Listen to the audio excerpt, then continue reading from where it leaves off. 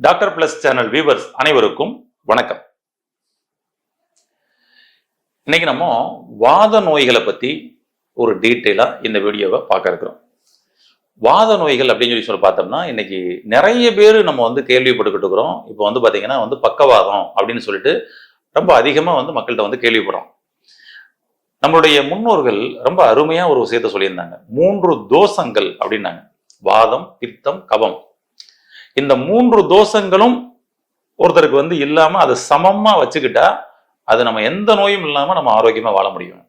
இதில் ஏதாவது ஒரு தோஷம் எப்படி பாருங்க, அந்த வாதம் பித்தம் கபத தோஷங்கள்ன்றாங்க. ஏதாவது ஒண்ணு தொத்திக்குச்சுன்னா, அதாவது எக்ஸஸ் ஆயிருச்சுன்னா அதுதான் இன்னைக்கு பல நோய்களை உண்டு பண்ணக்கூடிய ஒரு விஷயமா இருக்குது அப்படின்றாங்க. நம்மளுடைய உடம்புல நம்முடைய தலைப்பகுதியில் இருந்து நம்மளுடைய மார்பு பகுதி வரை வாதம் அப்படின்பாங்க. இதுக்கு கீழே அப்படியே நம்மளுடைய வயிற்று பகுதியை பித்தம் அப்படின்பாங்க. அப்புறம் நம்மளுடைய இடுப்புக்கு கீழே உள்ளத கபம் அப்படின்பாங்க. இந்த வாதம் பித்தம் கபம்.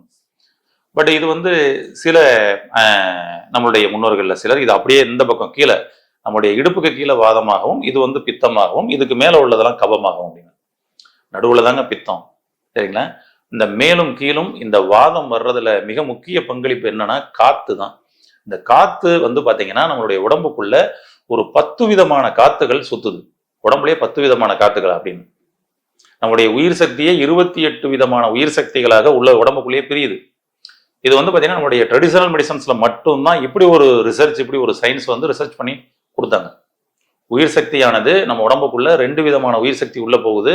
அதாவது வாய் மூலமாக சாப்பிடக்கூடிய உணவு மூலமாக கிடைக்கக்கூடிய ஒரு உயிர் சக்தி, மூக்கு மூலமாக காத்து மூலமா சுவாசிக்கிறோம் பாருங்க. இப்படி காத்து மூலமாக சுவாசிக்கக்கூடியது மூலமாக போகக்கூடிய ஒரு உயிர் சக்தி. ஃபுட் சி, ஏர் சி அப்படின்பாங்க. சீனா உயிர் சக்தி. இது உள்ளுக்குள்ள போய் 28 சீயா பிரியுது, உயிர் சக்தியாக 28 உயிர் சக்தியாக பிரியுது. அது மாதிரி நாம சுவாசிக்கக்கூடிய காற்று 10 காற்றுகளாக உடம்புக்குள்ள சுத்துது அப்படின்றாங்க. ஒவ்வொன்றுக்கும் ஒவ்வொரு பங்களிப்புக்கும் ஒரு காத்து அப்படின்னு. அப்ப இந்த காற்றில் ஏற்படக்கூடிய மாறுபாடுகள் தான் இன்னைக்கு பல நோய்கள் நமக்கு கிடைக்குது. குறிப்பாக வாத நோய்கள் அப்படின்னு. அதுல நம்ம சாப்பிடக்கூடிய உணவின் மூலமாக ஏற்படக்கூடிய கழிவுகள் தேக்கத்தினால ஒரு காற்று உருவாகும் பாருங்க, அபான வாயு காத்துன்னு. இந்த அபான வாயு காத்து பிரியறதுக்குன்னே ஒரு ரூட் இருக்குது. அப்ப இது இது அந்த ரூட்ல போகாம இது அப்படியே ஆப்போசிட் சைட்ல, அதாவது உதாரணத்துக்கு டவுன்வேர்ட்ல போகக்கூடிய ஒரு காற்று அப்வேர்ட்ல மேல ஏறுச்சுன்னு வச்சுங்களேன், அதுதான் நமக்கு டிஸ்டர்பன்ஸை கொடுத்துருது அப்படின்றோம். இந்த வாத நோய்கள் நரம்புகள்ல பாத்தீங்கன்னா இது செயல்பட ஆரம்பிச்சிருது. நரம்புகளை பலவீனப்படுத்த ஆரம்பிச்சிருது. நரம்பு மண்டலங்கள் பாதிப்பட ஆரம்பிச்சிருது. இப்ப சாதாரண ஒரு கேஸ் ட்ரபிள் பிரச்சனையா இருந்துச்சுன்னா அந்த வாதத்தை, அதாவது அந்த கேஸை ரிலீஸ் பண்றதுக்கு நம்ம உணவு முறைகள்ல சில விஷயங்கள்ல பண்ணிக்கலாம். ஆனா அதுவே பாத்தீங்கன்னா நம்மளுடைய பிரெயின்ல இந்த தேவையில்லாத காற்று உள்ள ஏறப்படும் பொழுது நம்மளுடைய ரத்த ஓட்டத்தை பாதிக்கப்பட செய்யுது, நரம்பு சிக்னல்களை பாதிப்படைய செய்யுது. அப்ப ரத்த ஓட்டத்துல ஏற்படக்கூடிய டிஸ்டர்பன்ஸ்ல அங்க பாத்தீங்கன்னா பிளாக் ஏற்பட ஆரம்பிச்சிருது. நரம்பு மண்டலங்கள் பலவீனம் அடைஞ்சு அவங்களுக்கு பார்க்கின்சன்ஸ்ல இருந்து பேரலிசிஸ், ஒன் சைடு செயல்படலை அப்படின்ற மாதிரி பிரச்சனைகளை முதற்கொண்டு கொடுக்க ஆரம்பிச்சிருது. இந்த வாத நோய்கள் வராம இருக்கணும்னா நாம என்ன பண்ணணும் அப்படின்ற விஷயத்துக்குள்ள போனோம் அப்படின்னு சொல்லி சொன்னோம்னா, நிச்சயமா உணவு முறைகள் மிக முக்கியமான ஒரு விஷயம்தான். ஆனா அதை விட மிக முக்கியமான ஒரு 2 விஷயம் என்னன்னா, இரவு தூக்கம், அதுக்கப்புறம் மென்டலி ஸ்ட்ரெஸ். இந்த 2 விஷயத்துலதான் இந்த வாத நோய், அதாவது பக்கவாதம் அப்படின்ற அந்த நோய் ஏற்படுவதற்கான ஒரு அடிப்படை காரணமாக இருக்குது. அப்ப பக்கவாதம் ஒருத்தருக்கு வராம நாம தப்பிக்கணும்னா நம்ம என்ன பண்ணணும்? பக்கவாதம் ஒருத்தருக்கு வந்துருமா அப்படின்றத நம்ம உடம்பு முன்னாடியே காமிக்கும். ஒருத்தருக்கு பக்கவாதம் வரப்போகுதுன்னா அதற்கு முன்னாடியே பாத்தீங்கன்னா வந்துருமா அப்படின்றத நம்ம பார்க்க முடியும். சில டெஸ்ட் இருக்குது அது மூலமாக. அதாவது ஏதோ ஒரு பிளட் டெஸ்ட் அப்படின்னா கிடையாதுங்க.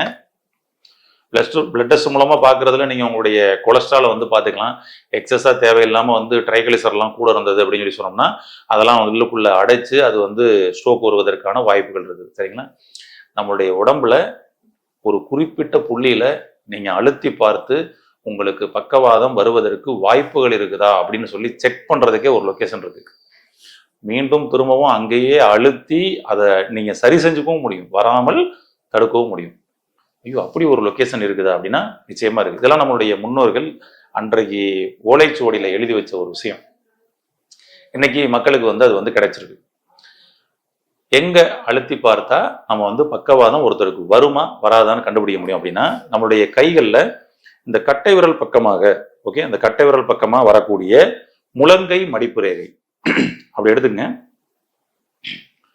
முழங்கை மடிப்பு ரேகை நம்முடைய கையில முழங்கை மடிப்பு ரேகை, இந்த முழங்கை மடிப்பு ரேகை முடிகிற இடம்னு வச்சுங்களேன். அந்த முடிகிற இடம் அங்கிருந்து ஒரு லைட்டா ஒரு கட்டை விரல் அளவுக்கு உள்ளுக்குள்ள வைங்க. இப்ப பாத்தீங்கன்னா இந்த இடத்துல வந்து ஒரு தசை நார் வரும். இதை நீங்க பிடிச்சி பாத்தீங்கன்னா தெரியும். கையை ஃபுல்லா வச்சுட்டு இப்படி 2 கையும் வச்சுட்டு கையை லைட்டா மடக்குங்க. அப்படியே பாருங்க, ஒரு இருதலை தசை நாறு அப்படின்னு சொல்லிட்டு ஒரு தசை நார் வரும். இந்த தசை நாருக்கு மேல, அதாவது உங்களுடைய கட்டை விரல் பக்கமாக இந்த தசை நாருக்கு மேல இந்த இடத்துல அழுத்தம். இந்த இடத்துல அழுத்தி பார்க்கணும். கரெக்டுங்களா? இந்த இடத்துல உங்களோட, அதாவது ஆப்போசிட் பார்ட்டி இன்னொருத்தர் வந்து அழுத்தினா ரொம்ப நல்லா இருக்கும். ஏன்னா நீங்களே அழுத்துனீங்கன்னா கொஞ்சம் வலிக்குதுன்னா கொஞ்சம் பைய அழுத்துவீங்க. இன்னொருத்தர் இந்த இடத்துல வந்து ஒரு அழுத்தம் கொடுக்கப்படும் பொழுது உங்களுக்கு வலி இருந்தால் அப்படின்னு கையை உருவிட்டீங்கன்னா பக்கவாதம் வருவதற்கான வாய்ப்புகள் இருக்குது அப்படின்னு. உடனே பயந்துடக்கூடாது, ஐயோ அப்படின்னு சொல்லி. இதெல்லாம் ஒரு டெஸ்ட் தான். ஏன்னா அதனாலதான் வந்து சில சித்தர்கள் சில விஷயங்களை ரகசியங்களாவே வச்சிருந்தாங்க. பட் அதெல்லாம் இப்ப நம்ம வந்து வீடியோல உங்களுக்கு சொல்லப்படும் பொழுது நீங்க உடனே அதை பயப்படுறதுக்கானதை எடுத்துக்கூடாது. ரைட், அப்போ வாய்ப்புகள் இருக்குதா, சரி பண்ணிக்கலாம். சரி பண்றதுக்கான சொல்யூஷன்ஸையும் நம்ம இந்த பதிவுலயே பார்ப்போம். அப்போ உங்களுக்கு இந்த இடத்துல உங்களுடைய இடது கை வலது கை 2 கையிலையுமே இதற்குரிய அடையாளங்கள் தெரியும். இந்த கையில நம்மளுடைய முழங்கை மடிப்பு ரேகையில் இருதலை தசைநாறு வரக்கூடியதில் கட்டை விரல் பக்கமாக வரக்கூடிய பள்ளம், இருதலை தசைநாருக்கு மேலே கட்டை விரல் பக்கமாக வரக்கூடிய பள்ளத்தில் ஒரு அழுத்தம் அப்படி நல்லா அழுத்தினீங்க அப்படின்னு சொல்லி சொன்னோம்னா கையை பிடுங்குற அளவுக்கு உங்களுக்கு வலிச்சா, சும்மா நார்மலா வலிக்குது அது வந்து ஓகேங்களா. இப்படி இழுக்கிற அளவுக்கு உங்களுக்கு வலி அதிகமா தென்பட்டால் அது பக்கவாதம் வருவதற்கான வாய்ப்புகள் இருக்குது. வந்துருச்சுன்னா கிடையாது. ஆமா, ஏன்னா இன்னொன்னு என்னன்னா, நான் நல்லா தானே இருக்கிறேன் ஏன் அப்படிலாம் இல்லை. இது வருவதற்கு முன்னாடி சில வருடங்களுக்கு முன்னாடியே இந்த சிம்பிள் கொடுத்துரும், அலர்ட் ஆகி. இடது பக்க பக்கவாதம் வரப்போகுதா வலது பக்கம் பக்கவாதம் வரப்போகுதான்றத கூட நீங்க இடது கையிலையும் வலது கையில வச்சு தெரிஞ்சுக்கலாம். இடது கையில் வலி இருந்ததுன்னா இடது பக்கம், வலது கையில் வலி இருந்தால் வலது பக்கம், புரிஞ்சுக்கணும். அதே போல பக்கவாதம் வருவதற்கு முன்னாடி இன்னொரு சிம்பிள் காமிக்கும், உங்களுடைய நாக்கு. உங்களுடைய நாக்கு நீட்டினீங்கன்னா ஸ்ட்ரெயிட்டா இருக்கும். ஆனா பக்கவாதம் வருவதற்கு முன்னாடி சில மாதங்கள், ஒரு 3 மாசம் 6 மாசம், சில பேருக்கு வருஷத்துக்கு முன்னாடியே கூட சில சிம்பிள் காமிச்சிருது. இந்த பதிவு உங்களுக்கு பயமுறுத்துவதற்கான பதிவு அல்ல, உங்களுக்கு விழிப்புணர்வுக்கான பதிவு. நான் மீண்டும் மீண்டும் அதை சொல்லிக்கிறேன். ஐயோ இப்படி இருக்கேன்னு சொல்லி ஒன்றும் பயந்துட வேணாம். உடனே திரும்பவும் நீங்க போயிட்டு ஃபுல் டெஸ்ட் எடுத்து அப்படி இப்படின்லாம் இது பண்ணிக்க வேணாம். உங்களுக்கு அருகாமையில் இருக்கக்கூடிய இயற்கை மருத்துவமனைகள் ஏதாவது இருந்தா அங்க போயிட்டு இதை சொல்லி இது பண்ணி நீங்க வந்து எடுத்துக்கலாம். ஓகேங்களா? இது வந்து நீங்க ஆங்கில மருத்துவர்கள்ட்ட நீங்க சொல்லப்படும் பொழுது நிச்சயமா இதுக்கும் அதுக்கும் சம்பந்தமே இல்லை அப்படின்றதா இருக்கும். ஏன்னா இது வந்து ட்ரெடிஷனல் மெடிசன்ஸ்ல நம்மளுடைய முன்னோர்கள் சித்தர்கள் சொன்ன விஷயங்கள். ஆமா, சரிங்களா? அதனால இது பயப்படுறதுக்கல்ல, விழிப்புணர்வுக்கு. அதாவது பண்ணீங்க, உங்களுடைய நாக்கு நீட்டப்படும் பொழுது ஸ்ட்ரெயிட்டா நீட்டணும். ஆனா உங்களுடைய நாக்கு லெஃப்ட் சைட்ல ஒதுங்குன்னு வச்சுக்கோங்க. இப்படி ஸ்ட்ரைட்டா இல்லாம இப்படி ஒதுங்கி இருக்குன்னு வச்சுக்கோங்க.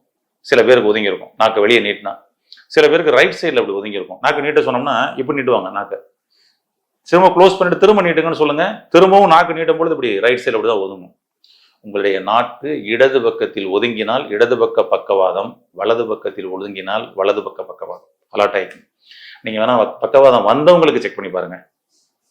பக்கவாதம் யாருக்காவது இப்போ வந்திருக்கும்ல, அவங்களுக்கு யாருக்காவது வந்து நாக்கு நீட்ட சொல்லி பாருங்க.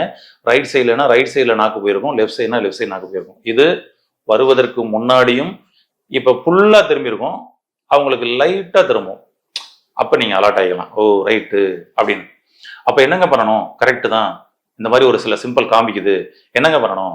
2 விஷயம் தான். இதை 2 மட்டும் நீங்க சரி பண்ணா போதும். என்ன பண்ணணும்? உங்களுடைய தூக்கத்தையும் உங்களுடைய மென்டலி ஸ்ட்ரெஸ்ஸையும் சரி பண்ணணும். இது 2மே பாருங்க இன்டர் கனெக்டா இருக்கும். ஸ்ட்ரெஸ் இருந்தா தூக்கம் வராது, தூக்கம் இல்லைன்னா ஸ்ட்ரெஸ் வந்துடும். அவ்வளவுதான். புரியுங்களா? அப்ப பாருங்க 2ம் சேர்த்து ஒன்னாயிருச்சு, ஒரே சொல்யூஷன் தான். அப்ப நல்ல ஹாப்பியா டீப் ஸ்லீப்பா தூங்கணும். அவ்வளவுதான், முடிஞ்சு போச்சு. பண்ணிட்டாலே இங்கே ஆட்டோமேட்டிக்காக சர்க்குலேஷன் சூப்பராகிடும். ஏன் அப்படின்னா இவங்கெல்லாம் நைட்டு தான் இந்த நீங்கள் டெய்லி காலையிலிருந்து கிழிச்சு போட்ட பேப்பரெல்லாம் குப்பைகளெல்லாம் க்ளீன் பண்ணுற கூடிய நேரமாக எடுத்துக்கிறாங்க. அந்த நேரத்தில் நீங்கள் முடிச்சுக்கிட்டு இருந்தீங்கன்னா அவங்க எப்படி குப்பையை வெளியே தள்ள முடியும்? அப்புறம் அந்த குப்பைகள் நாத்தம் எடுத்து அங்கேருந்து கொசு பாக்டீரியாலாம் உருவாகி டிஸ்டர்பன்ஸ் ஆகும் இல்லையா? அதுதான் நடக்குது. இரவு நேர தூக்கத்தை உடனடியாக நீங்கள் கவனிங்க. படுத்து நல்லா தூங்குறனான்னு கவனிங்க. அப்ப இரவு நேரத்துல நீங்க வந்து செல்போன் பாக்குறது, புக்கு படிக்கிறது முதற்கொண்டு இல்லை, நல்ல விஷயம் தானே நான் படிச்சுக்கிட்டு இருக்கிறேன், நல்ல விஷயம் தானே நான் வீடியோல பார்த்துக்கிட்டு இருக்கேன், என்னோட ஒர்க்கு நான் லேப்டாப்ல ஒர்க் பண்ணிக்கிட்டு இருக்கிறேன், கிடையவே கிடையாது. இந்த சில அறிகுறிகள் வந்தால் உடனடியாக நீங்க இரவு நல்ல தூக்கம் தூங்குவதற்குரிய வேலைக்கு போயிருங்க. முடிஞ்சா நீங்க பக்கத்துல இருக்கக்கூடிய இயற்கை மருத்துவர்களோ, சித்த மருத்துவர்களோ, ஆயுர்வேத மருத்துவர்களோ நாடி நல்ல தூக்கம் வர்றதுக்கு நான் என்னங்க பண்ணணும், ஏதாவது சிகிச்சை எடுத்துக்கணுமா, மருந்து இருக்குதா கேளுங்க, பண்ணுங்க. இப்ப எங்களோட சிகிச்சை மையத்துல வரக்கூடியவங்களுக்கு நாங்க இந்த அட்வைஸ் தான் கொடுக்குறோம். முதல்ல ஃபர்ஸ்ட் விஷயம், நீங்க முதல்ல நல்லா தூங்கணுங்க, தூங்குறதுக்கு தேவையான விஷயங்களை இந்த மாதிரிலாம் பண்ணுங்க அப்படின்னு. அதை தான் இப்போ உங்களுக்கு சொல்ல வரோம். இப்போ நம்மளுடைய பெரும்பாலான பேஷண்ட் வந்து பார்த்தீங்கன்னா, நாங்கள் மதுரையிலையும் சரி சென்னையிலையும் சரி பார்த்தோம்னா வர்றவங்க எல்லாம் நிறைய பேர் தூக்கம் இல்லைன்ற விஷயத்தை தான் அதிகமாகவே சொல்றாங்க. தூக்கத்தை சரி பண்ணலைன்னா அவர்களுக்குத்தான் அந்த வாத நோய் வருது. நீங்க வாத நோய் வந்தவங்கலாம் கேட்டு பாருங்க, பக்கவாதம் வந்துச்சு இல்லைங்க, எவ்வளோ வருஷம் ஆச்சுங்க, 1 வருஷம் ஆச்சுங்க, ஒருத்தர் 5 வருஷம் ஆச்சுங்க சொல்றாரு. எத்தனை வருஷம்னாலும் இருக்கட்டும், பக்கவாதம் வருவதற்கு முன்னாடி குறைஞ்சபட்சம் 1 மாசத்துல இருந்து 6 மாசம் நீங்க அதிகப்படியான ஸ்ட்ரெஸ்ல தூக்கம் இல்லாம இருந்தீங்கன்னா கேட்டு பாருங்க, 100% 100% ஆமான்பாங்க. அவ்வளவுதான். எல்லா பேருமே அப்ப அங்க பாதிக்கப்பட்டது அந்த ஒண்ணுலதான். அவர்களுக்கு நிறைய மருந்து மாத்திரைகளை எடுத்து அது பிளட் சர்க்குலேஷன்ல ரத்த ஓட்டத்துல கலந்து அது போய் அடைச்சுக்கிறது தான் சயின்ஸ். ஆனா அதே மருந்து மாத்திரைகளை எடுத்து பல வருஷமா அந்த ரத்தத்துல கழிவுகளை வச்சு சுத்திக்கிட்டு இருக்கிறவங்க நிறைய பேர் இருக்கிறாங்க. அப்ப யாருக்கு இங்க அடைக்குதுன்னா, நீங்க ஒரே எண்ணத்துல ஒரே கவலையில ஒரு ஃபோக்கஸ்ல அப்படியே, ஏன் எனக்கு இப்படி நடந்தது, எனக்கு மட்டும் ஏன் இப்படி நடந்தது, நான் யாருக்குமே கெடுதல் பண்ணலையே, இறைவன் என்னைய மட்டும் ஏன் இப்படி பண்ணிக்கிட்டு இருக்கிறாரு அப்படின்னு சொல்லிட்டு நீங்க இறைவனை கேள்வி கேட்கறத நினைச்சு ஒரே சிந்தனையில ஒரு ஃபோக்கஸ்ல கவலையிலே இருப்பீங்க பாருங்க, உங்களுடைய ரத்த ஓட்டம் ஸ்லோவா ஓட ஆரம்பிச்சிடும். அப்ப கவலையில் உங்களுடைய ரத்த ஓட்டங்கள் ஸ்லோவா ஓடும், சந்தோஷத்தில் உங்களுடைய ரத்த ஓட்டங்கள் வேகமாக ஓடும். ஓடு தண்ணி சுத்தமா இருக்கும், கெட தண்ணி கழிவா மாறிடும். அவ்வளவுதான். அப்ப ஸ்லோவா ஓடுற தண்ணி தான் பாசம் பிடிக்க ஆரம்பிச்சோம். அதுதான் வந்து அடைப்புகளாக நமக்கு வந்து வர ஆரம்பிச்சோம். அப்ப நீங்க நைட்டு படுக்கும் பொழுது பண்றீங்க பாருங்க, அப்பதான் எல்லா வேலையும் முடிச்சு படுத்த நிலைக்கு வர்றீங்கல்ல, படுத்த நிலைக்கு வரப்படும் பொழுது இந்த சர்க்குலேஷன் வந்து பாத்தீங்கன்னா இப்படி வெர்டிகலா இல்லாம ஹரிஜெண்டலா போய்கிட்டு இருக்கும். அப்ப ஓகேங்களா, அப்ப ஆல்ரெடி அது வந்து பாத்தீங்கன்னா இப்படி ஏறுனா ஒரு ஃபோர்ஸ் கிடைக்கும், இப்படி போகும்போது அந்த ஃபோர்ஸ் இருக்காது. இந்த சமயத்துல நீங்க கவலையிலையும் ஸ்ட்ரெஸ்லயும் இருந்தீங்கன்னா அது எங்கேயாவது ஒரு இடத்துல தேங்கும். அது சாதாரண வெரிகோஸ் வெயின்ல இருந்து ஹார்ட் அட்டாக்ல இருந்து ஸ்ட்ரோக் வரைக்கும் போகும். ரொம்ப சிம்பிள். அப்ப இதில் இறுதியாக என்ன நான் உங்களுக்கு புரிய வைக்கிறேன்னா, அப்ப தினமும் இரவு தூங்கும் பொழுது உங்களுடைய கவலைகளை மறந்து, உங்களுடைய பிரச்சனைகளை மறந்து நல்ல ஆழ்ந்த உறக்கத்தில் உறங்கினாலே உங்களுக்கு ஸ்ட்ரோக் வராது. அப்ப இரவு என்ன பண்றோம்னா, நம்ம நைட்டு படுத்து தூங்கும் பொழுதுதான் பிரச்சனைகளை பூரா மொத்தமா வச்சு கிளறிக்கிட்டு இருப்போம். சரிங்களா? அப்ப அதை பூரா தூக்கி போட்டு முதல்ல ஹாப்பி ஆகுங்க. இரவு நல்லா படுக்கப்படும் பொழுது ஒரு நல்ல பிரீத்திங் எக்ஸசைஸ் பண்ணிக்கங்க.